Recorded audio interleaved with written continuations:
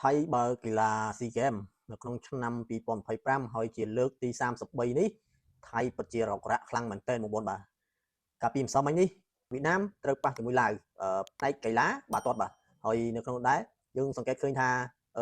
កីឡាបាល់ទាត់នេះគឺមុននឹងប្រកួតគឺគេតែងតែគោរពភ្លេងជាតិបាទប៉ុន្តែសម្រាប់ម្សិលមិញនេះគឺថៃអត់បានចាក់ភ្លេងជាតិរបស់វៀតណាមដូចជាឡាវទេបាទធ្វើឲ្យអ្នកគ្រប់គ្រងទាំងពីរបាទទាំងឡាវទាំងវៀតណាមហ្នឹងមានការខកចិត្តឬមួយក៏ខឹងសម្បាទៅនឹងថៃដែលថៃមិនបានចាក់ភ្លេងជាតិរបស់ពួកគេបាទនេះហើយគឺប្រទេសអ្នកមានដែលគេតែងតែអួតអំពី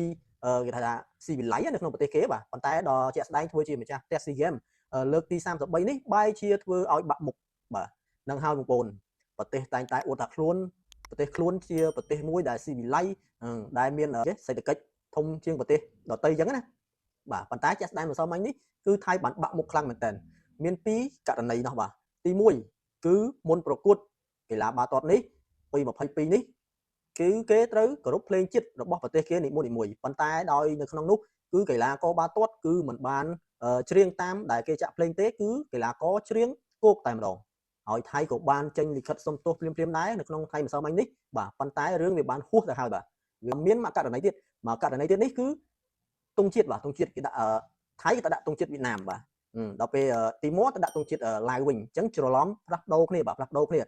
ម្ចាស់ផ្ទះទៅដាក់ទង់ជាតិវៀតណាមបាទដល់ពេលទីម៉ូទៅដាក់ទង់ជាតិឡាវវិញគូនឹងវាយកមកជ្រះទង់ជាតិគ្នាហើយពីករណីហ្នឹងខាងថៃក៏បានចេញលិខិតសុំទោសផងដែរបាទកាលពីម្សិលមិញនេះបាទអញ្ចឹងថៃគ្រាន់តែបើកកីឡាស៊ីហ្គេមលើកទី33នេះថៃបានបាក់មុខ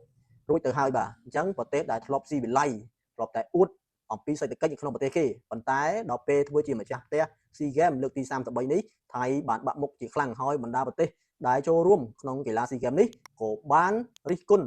ចំតែម្ដងថាការរៀបចំកម្មវិធីកីឡាស៊ីហ្គេមនេះគឺមិនបានល្អឲ្យចោះទេបាទមិនបានល្អដោយការ2023ដែលកម្ពុជាបានធ្វើជាម្ចាស់ផ្ទះកីឡាស៊ីហ្គេមនេះបាទអញ្ចឹងហើយបណ្ដាប្រទេសផ្សេងៗដែលចូលរួមព្រឹត្តិការណ៍កីឡាស៊ីហ្គេមនេះ